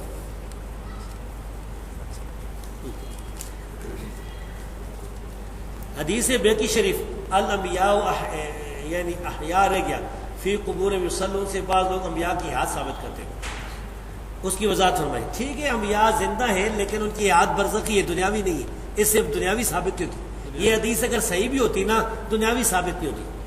یہ حدیث جو ہے اس میں حجاج ایک راوی ہے، اب حجاج کون ہے یہ ثابت نہیں۔ ایک ضعیف روایت میں آتا ہے حجاج بن اسود ہے، اس کی بنیاد پر حافظ صاحب کو لگی غلطی، انہوں نے میزان ذرا میں حجاج بن اسود لکھ دیا، حجاج بن اسود لکھ دیا کہ یہ نکرہ یا مجہول ہے۔ حافظ ابن حجر نے بتایا کہ نہیں یہ ثقہ ہے، تو حجاج بن اسود تو ثقہ ہے لیکن یہ راوی حجاج بن اسود نہیں، یہ کوئی اور ہے، یہ پتہ ہے مجہول ہے، تو اس وجہ سے یہ روایت نہیں ہے۔ البانی نے اس کو صحیح کہا ہے، شیخ البانی نے زابی کی جو ہے نا اس پر اعتماد کیا ہے، زابی نے حجاج بن اسود کہہ دیا تھا تو شیخ البانی نے اس پر اعتماد کیا ہے، تحقیق نہیں کی۔ یہ آگے جی مسند احمد کی حدیث ما من احد یسلم علیہ کی وضاحت فرمایا کہ صحیح ہے کہ نہیں، یعنی ایک حدیث میں آتا ہے نا کہ کوئی آدمی مجھ پر سلام پڑھتا ہے تو اللہ تعالیٰ میری روح کو لوٹا دیتا ہے، یہ بھی بڑی مشکل روایتوں میں سے، اس کو بھی کچھ لوگ البانی وغیرہ صحیح کہتے ہیں، علماء عرب تو سارے تو ہم یہ کہتے ہیں کہ بھائی روح کو لوٹانے سے مراد کیا ہے؟ پہلی تو یہ بات ہے کہ روح پھر نکلی پھر آئی نکلی آئی نکلی آئی، یہ کیا ہوا؟ یہ تو ہاں یہ تو مسئلہ عجیب ہوا۔ پھر یہ کہ یہ بھی اس وقت لوٹائی جائے گی جب قبر پر کوئی درود پڑے گا نا، علماء تو اس کو قبر کے باپ پہ لے کے آئے، تو قبر پر تو درود پڑتا ہی کوئی نہیں، سارے حجرے کے باہر پڑتے۔ قبر پر تو پرویز نہیں پڑا ہوگا، پرویز جو بادشاہ بیٹھا ہوا تھا ڈکٹیٹر، اس کے لیے جب جاتے ہیں تو کھولتے ہیں نا حجرا، دروازہ اندر چلا جاتا ہے، یا کوئی اور جو ہے زرداری جا کے پڑتا ہوگا۔ ہمارے لیے تو قبر کے کدھر دروازہ کھلتا ہے جی؟ سر علماء عرب تو قائل ہے، بتاتے ہیں جی۔ اچھا مجھے بات کر دیں بھائی، ہمارے لیے ہم قبر پر نہیں جا سکتے، باہر حجرے میں باہر کھڑے، باہر کا تو کوئی ثبوت نہیں ہے۔ یہ تو دروازہ کھولے، قبر پر کوئی جائے گا تو پھر اٹھائی جائے گی۔ اچھا تو قبر پر بادشاہوں کے لیے وہ سعودی عرب والے کھولتے ہیں، عام لوگوں کے لیے نہیں کھولتے۔ ابن عبد الحادی اور دوسرے علماء نے یہی اس کا مراد دیا کہ قبر پر یہ مراد ہے۔ یہ حدیث میری تحقیق میں ضعیف ہے، صحیح نہیں ہے، عرب اس کو صحیح کہتے ہیں نا، وہ تو بعد میں بات کریں گے۔ تو پہلے تو سیوطی، ایک جلال الدین سیوطی نام کے ایک مولوی صاحب گزرے تھے، وہ حیات النبی کی قائل تھے، ان کے لیے یہ حدیث بڑی پکی تھی، انہیں 18 جواب دی، کبھی یہ کبھی وہ کہ، لیکن ہے تو بڑی عجیب بات، اگر باہر سے بھی لوٹائی جاتی ہے تو پھر لاکھوں آدمی سلام دے رہے ہیں تو لاکھوں دفعہ لوٹائی جائے گی، ایک دفعہ نہیں ہے، یہ نہیں کہ لوٹائی گئی اور قیامت تک لوٹائی گئی، اور لاکھوں دفعہ، تو یہ ایک بڑی عجیب بات ہے جو امت میں کوئی اس کا قائل نہیں ہے۔ نہیں سر، تو یہ برزخی معاملہ ہے سر، تو برزخی معاملہ ہے، یہ حدیث بھی ضعیف ہے۔ اس میں یزید بن عبداللہ بن قسید جو ہے یہ روایتیں کرتا ہے تابعین سے، تو یہ اس کی عام روایت تابعین سے، تو اس نے نہیں بتایا کہ یہ حدیث ابو ہریرہ سے سنی ہے کہ نہیں۔ جس روایت میں آتا ہے کہ اس نے ابو صالح سے سنی ہے، ان کے شاگردوں سے، اس کی سند ضعیف ہے۔ نیز یہ کہتے ہیں کہ معراج کے موقع پر نبی کریم صلی اللہ علیہ وسلم نے انبیاء کو دیکھا تھا تو وہ زندہ تھے۔ بھائی وہ تو معجزہ ہے، اس میں یہ کوئی نہیں لکھا ہو کہ وہ دنیا کی طرح زندہ تھے، وہ تو برزخی معاملہ ہے، ممکن ہے روح کو دیکھو، اور وہ آپ بھی قبروں میں زندہ ہیں، بالکل ہم مانتے ہیں کہ زندہ ہیں، لیکن برزخی زندگی ہے، دنیاوی زندگی نہیں ہے۔ سر وہ جو موسیٰ علیہ السلام قبر میں نماز، وہ صحیح حدیث ہے، صحیح مسلم کی، نبی کریم صلی اللہ علیہ وسلم نے دیکھا ہے کہ موسیٰ علیہ السلام قبر میں نماز پڑھ رہے تھے، یہ بھی برزخی معاملہ ہے۔ وہ قائم یصلی، کھڑے ہوئے تھے، ہاں جی کھڑے ہوئے تھے۔ ہم یہ کہتے ہیں کہ جو نماز پڑھ رہا ہو اس کو حنفی مذہب میں سلام دینا جائز ہے کہ نہیں؟ ہمارے میں تو جائز ہے، نہیں، ہم تو ہمارے جائز ہے نا، چلو آپ تو قبر پر جائیں گے، جب حجرہ کھولے گا دروازہ تو دے دیں گے، لیکن وہ جو ہے جو بریلوی جو بندی ان کی نزدیک تو سلام دینے کا جو سلام جائز نہیں ہے نمازی کو، تو وہ نماز پڑھیں، یا تو بتائیں کہ اس وقت وہ نماز پڑھے، اب سلام پھیر دیا ہے، اب ذکر کر رہے ہیں، اب سلام دے۔ بھائی اس خواہ مخواہ جو ہے یہ کرتے ہیں۔ صحیح مسئلہ یہ ہے کہ رسول اللہ صلی اللہ علیہ وسلم قبر میں اور انبیاء برزخی طور پر زندہ ہے، برزخی، اور یہ بات حافظ ابن حجر نے بھی لکھی ہے، اور یہ حافظ ذہبی نے بھی یہی بات فرمائی ہے، دونوں یہی کہتے ہیں کہ وہ برزخی زندگی، دنیاوی زندگی نہیں۔ سمجھ آ رہی بات؟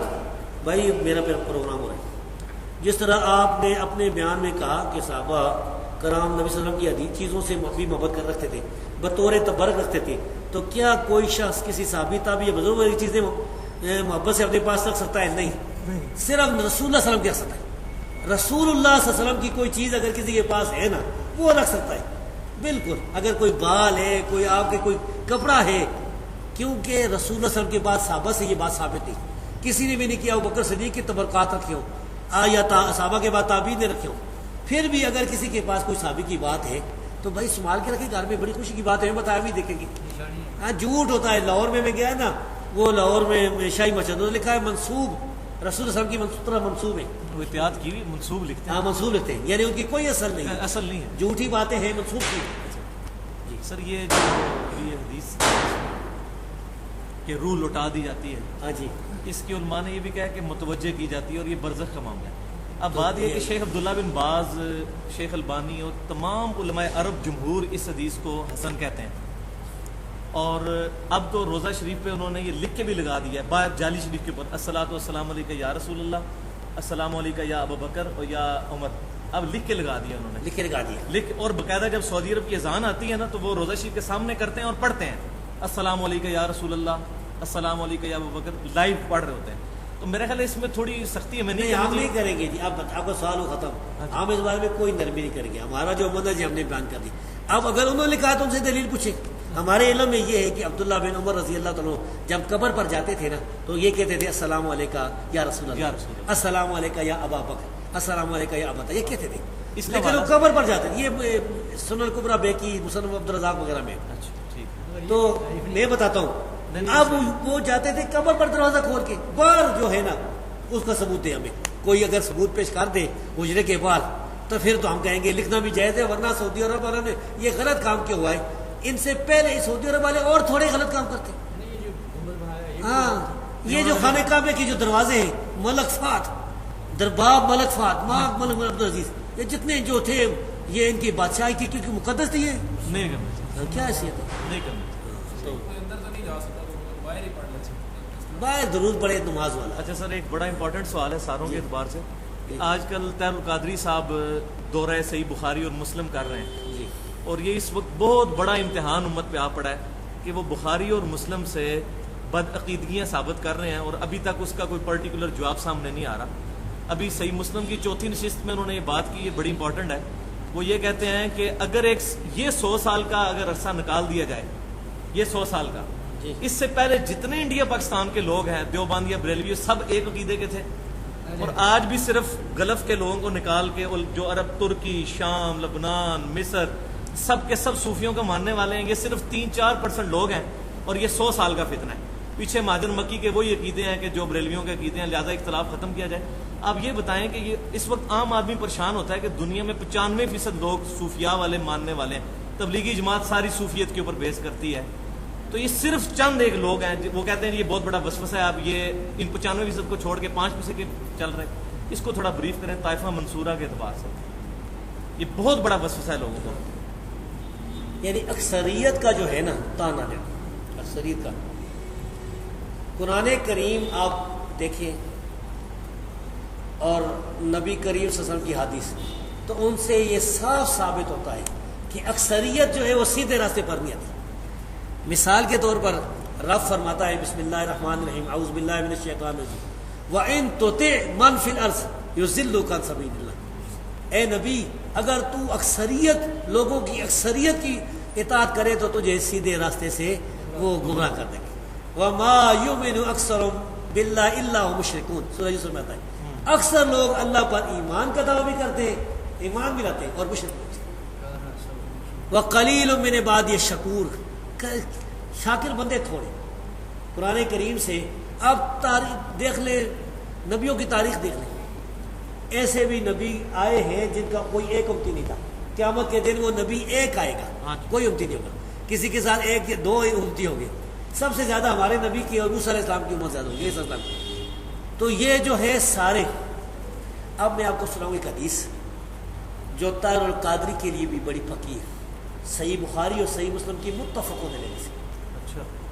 قیامت کے دن رب العالمین اتنے غضب میں ہوگا جتنے غضب میں نہ کبھی پہلے ہوا نہ کبھی آئندہ ہوگا. اس دون سارے ڈرے ہوئے ہوں گے، انبیاء بھی ڈرے ہوں گے. اس دن رب فرمائے گا یا آدم اخرج باس النار.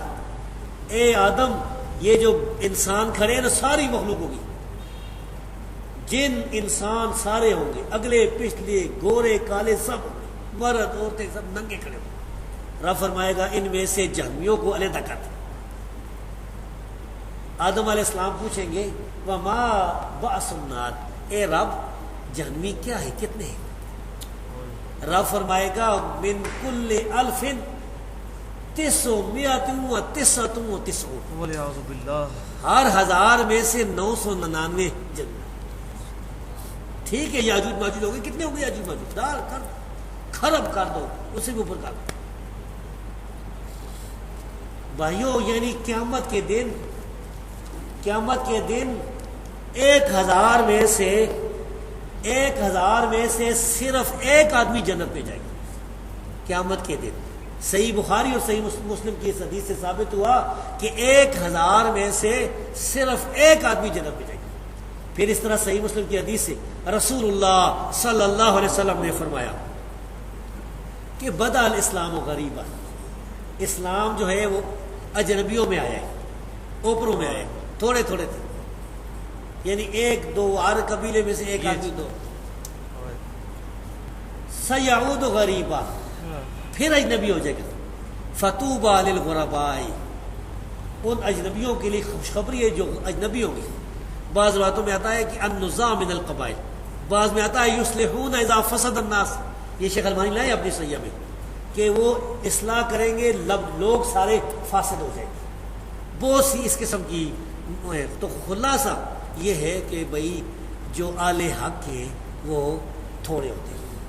اب ہم یہ کہتے ہیں کہ طاہر القادری سے کہ چلو تم یہاں پنجاب میں زیادہ ہو، صوبہ سرحد میں تو دیوبندی زیادہ ہے، ہمارے علاقے میں دیوبندی زیادہ ہے، تو اکثریت کے پیچھے چلو، پھر بریلوی کس لیے بنے ہوئے؟ ایران میں شیعہ زیادہ ہے، ایران میں شیعہ زیادہ ہے، بحیثیت مجموعی دیکھیں تو دنیا میں کافر زیادہ ہے۔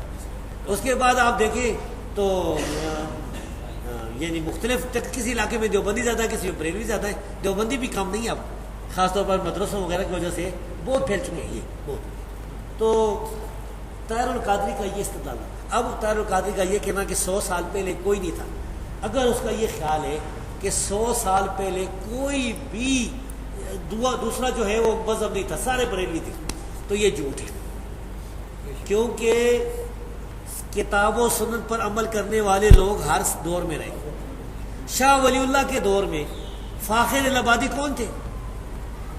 الہ آباد سے جو آئے تھے، جنہوں نے فیدین کر کے نماز پڑھی تھی، اب جس نے رسالہ نجاتیہ لکھا ہے، میرے پاس فارسی میں رسالہ پڑھا ہوا ہے جس میں کہتا ہے تقلید حرام ہے۔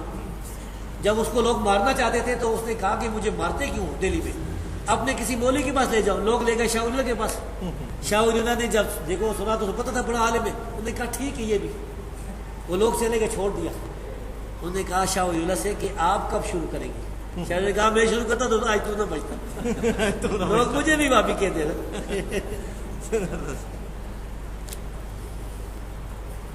طاہر القادری صاحب انہیں کہیں، طاہر القادری کو کہتے ہیں کہ بھائی یہ تم جو ناچنے گانے کو جیز کرا دیتے ہو، میں نے خود ویڈیو دیکھی جس میں وہ سفید داڑھیوں والے بوڑھے جو ہے نا وہ ناچ، شرم نہیں آتی اور اوپر ویلے بھی دے رہے، پتہ نہیں آپ نے دیکھی کہ نہیں؟ ہم نے اس کے اندر ہے کہ دیکھنی کسی نے اس میں ہے۔ اچھا وہ تمہارے حنفی علماء نے تو، میرے پاس 2 جلدوں میں کتاب موجود ہے جس میں لکھا ہے اس نے کہ رقص کرنا حرام ہے، سما اور رقص حرام۔ امام صاحب بریلوی نے احکام شریعت میں لکھا ہے یہ قوالی ساز کے ساتھ حرام ہے، تو پھر یہ تم یہ بھی جیسے کل تو تم یہ بھی کہو گے۔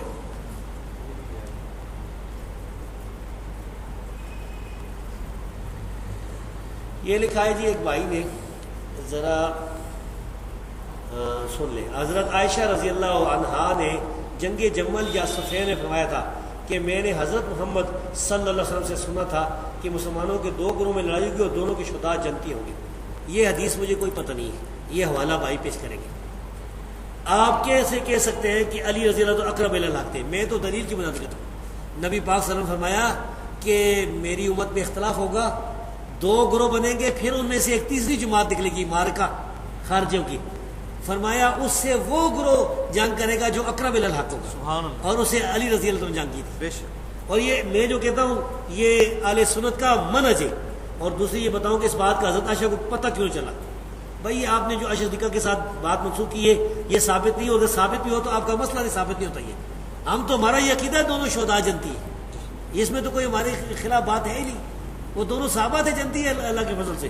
لیکن یہ بات ہو عائشہ صدیقہ رضی اللہ تعالیٰ پر تو وہ نظر آتی ہے مجھے، میرا جو محدثانہ تجربہ ہے نا مجھے یہ صاف جھوٹ نظر آتا ہے۔ جھوٹ۔ اور یہ صحیح حدیث ایک سناؤں، نبی کریم صلی اللہ علیہ وسلم فرمایا تھا کہ میری بیویوں میں سے کون سی بیوی ہے جس پر ہواب کے کتے بھونکیں گے؟ صحیح ہے یہ۔ جب عائشہ صدیقہ اپنے ساتھیوں کے ساتھ لشکر کے ساتھ جا رہی تھی ہواب سے تو وہاں کتے بھونکے بہت زیادہ، یہ غیب کی خبر پوری ہوئی، ثابت ہوئی۔ اس لیے ہم کہتے ہیں کہ نبی کریم صلی اللہ علیہ وسلم کو جو اللہ نے غیب بتایا تھا وہ جانتے تھے وہی کے ذریعے۔ تو عائشہ صدیقہ نے پوچھا یہ کون جگہ؟ فرمایا یہ ہواب ہے۔ انہوں نے کہا، فرمایا مجھے تو حدیث یاد آ گئی، میں واپس آنا چاہتی ہوں۔ تو انہوں نے کہا کہ نہیں، اللہ مسلمانوں میں صلح کرا دے، یعنی مسئلہ صلح کا تھا، جنگ کا نہیں تھا۔ پھر جنگ ہوئی اور وہ پیشن گوئی پوری ہوئی۔ سر ادھر یہ بتا دیں ناسبی کون ہوتے ہیں؟ ہمارے اہل حدیث ناسبی میں کافی ناسبی، میں یہ بتاؤں کہ ایک شیعہ ہے نا، شیعہ جو صحابہ کو برا کہتے ہیں، یہ بھی گمراہ لوگ۔ ایک ہے ناسبی جو سیدنا علی رضی اللہ تعالیٰ عنہ سے بغض رکھتے ہیں، سیدنا حسین رضی اللہ عنہ سے بغض برا کہتے ہیں۔ ان میں سے فیض عالم صدیقی تھا ایک جیلم میں، اور اسی طرح قتل ہو گیا۔ اس طرح اور بھی ہے، یہ لوگ جو ہے فیض عالم صدیقی نے لکھا ہے، میں پڑھا ہے کہ نام نہاد خلافت، علی کی نام نہاد خلافت۔ نعوذ باللہ۔ فیض عالم صدیقی کے ایک اور بتاؤں، فیض عالم صدیقی لکھا ہے امیر المومنین، صاحب غار، پتہ نہیں کیا کیا، ابوبکر صدیق رضی اللہ عنہ، لکھا ہے امیر المومنین، شہید محراب، پتہ نہیں کیا کیا، سیدنا عمر رضی اللہ عنہ۔ امیر المومنین ذو النورین، بڑی تعریفیں بیان کی. اب علی آئے، لکھا ہے علی، حضرت علی. نیچے لکھا ہے اس کا باپ کافر تھا. پھر لکھا ہے، میرے پاس کتاب موجود ہے، اس کا بھائی کافر تھا طالب. پھر لکھا ہے اس کا پیٹ بڑا تھا. پھر لکھا ہے اس کو خلافت کی خواہش تھی. پھر لکھا ہے اس کے دور میں 1 انچ بھی نہیں. یہ ہے اس نے میرے خیال فیض عالم نے نہیں لکھا، یہ حکیم عبد الرحمن خلیق دونوں میں سے ایک لکھا. یہ دونوں ناسمی تھے. بہرحال وہ کتاب میرے پاس موجود ہے. فیض عالم تو قتل بھی ہو گیا. ہاں تو بہرحال یہ جو علی مولا علی، نبی پاک نے فرمایا کہ میں جس کا مولا اس کا علی مولا. یہ صحیح حدیث ہے. من کن تو مولا فعلی مولا. جو مولا علی سے جو مولا سے مراد مشکل کشا نہیں ہے بلکہ محبوب اور پیارا ہے. تو جو اس سے دشمنی رکھتا ہے، برا کہتا ہے، ناسمی ہے. یہ کچھ اہل حدیثوں دیوبندی میں گھسا ہے. بھائی ہم نہ ناسمی ہیں نہ شیعہ ہیں. ہم رسول اللہ صلی اللہ علیہ وسلم کے سارے صحابہ سے پیار کرتے ہیں، سارے تابعین سے. نہ امیر معاویہ رضی اللہ تعالیٰ کی گسائی کرتے ہیں. امیر معاویہ رضی اللہ تعالیٰ کو بھی کاتب وہی سمجھتے ہیں، جنتی سمجھتے ہیں، خال المومنین سمجھتے ہیں. اور ساتھ ہی سیدنا علی رضی اللہ تعالیٰ سے محبت کرتے ہیں. صحابہ کا جو جھگڑا ہوا اس میں خاموشی اختیار کرتے ہیں، سکوت کرتے ہیں. تابعین تبع تابعین اماموں سے محبت کرتے ہیں، کسی کی گستاخی نہیں کرتے. ہم نہ ناسبی ہیں نہ رافضی ہیں نہ یزیدی ہیں، ہم صرف سنی ہیں. صحیح. تکفیری کون لوگ ہیں؟ جو مسلمانوں کو کافر کرا دے، جو مسلمانوں کو کافر قرار دے وہ تکفیری ہے. صحیح. جو کسی حکمران کو کافر کرتا ہے وہ تکفیری نہیں ہو سکتا. ممکن ہے حکمران اس نے اللہ کا قانون نافذ جو طاغوت بیٹھا ہوا ہو حکمران، لیکن آگے جو کہتا ہے کہ جو اس حکمران کو کافر نہیں قرار دیتا وہ بھی کافر، پھر جو اس کو نہیں کافر قرار دیتا وہ بھی کافر. سلسلہ یہ تکفیری لوگ ہیں. اور اس طرح کے تکفیری لوگ ہو یہاں پر موجود ہیں. سوات میں، وزیرستان میں، افغانستان میں اس قسم کے لوگ. ڈاکٹر عثمانی والے بھی تکفیری ہیں، ٹھیک ہے، وہ پارٹی بھی. جماعت المسلمین والے تکفیری ہیں. جماعت المسلمین والے میرے پاس ایک دفعہ آئے تھے نا، وہ کہتے ہیں آپ مسلم نہیں ہیں. میں نے کہا بھائی میں قرآن مانتا ہوں، حدیث مانتا ہوں، میں کسی جماعت کے ساتھ نہیں، میں نہ مرکزی امید حدیث کے ساتھ، نہ لشکر طیبہ، نہ غورو، کسی پارٹی کے ساتھ نہیں، کوئی بیعت نہیں کی، کوئی رکنیت نہیں، غیر جانبدار ہوں. حدیثیں بیان کرتا ہوں، تم کہتے ہو کہ حدیث بیان کرنے والا محدث ہوتا ہے، تم مجھے مانتے ہو. بتاؤ میں مسعود کی بیعت نہیں کرتا، مسلم ہوں کہ نہیں؟ نے کہا آپ مسلم نہیں. استغفر اللہ. پھر جب اٹھے نا تو اس طرح کہتا ہے، اس طرح اسلام. میں نے کہا دفعہ پیچھے ہٹا ہاتھ کو، جب میں مسلم نہیں ہوں تو مجھے کیا سلام کرتا ہے؟ اچھا. بعد میں اس کو فتویٰ لگا رہے کسی دیوبندی بریلوی پر بھی، تو انہوں نے مارا ٹانگے تو ان کو مار کے تھا. بس یہ بھائی کچھ اس میں ایسا ہے جو میرے پاس آنا پڑے گا. کوئی طاغوت کے مسائل بہت نازک ہیں. ایجنسی والے جو ہیں نا مجھ سے کچھ نہ کچھ فتویٰ نکالنا چاہتے ہیں کہ جلدی کچھ ہے. جس پر قرضہ ہو وہ جہاد پر جا سکتا ہے. ہاں جہاد پر جا سکتا ہے بھائی. اگر اس پر قرضہ ہے تو قرضہ ادا کرے، مدرسے داخل ہوئے، بڑا جہاد ہے، وہ جا کے پڑھے، بہت بڑا جہاد ہے. جی جی ٹھیک ہے جی. آپ بھائیوں سے اجازت دیتا ہوں. اللہ تبارک و تعالیٰ کتاب و سنت پر آپ کو مجھے ثابت قدم رکھے. اللہ تعالیٰ اس مجلس کو ہمارے لیے جو ہے باعث اجر بنائے. باقول کو جزاکم اللہ خیر. اب مجھے پانی پلا دینا.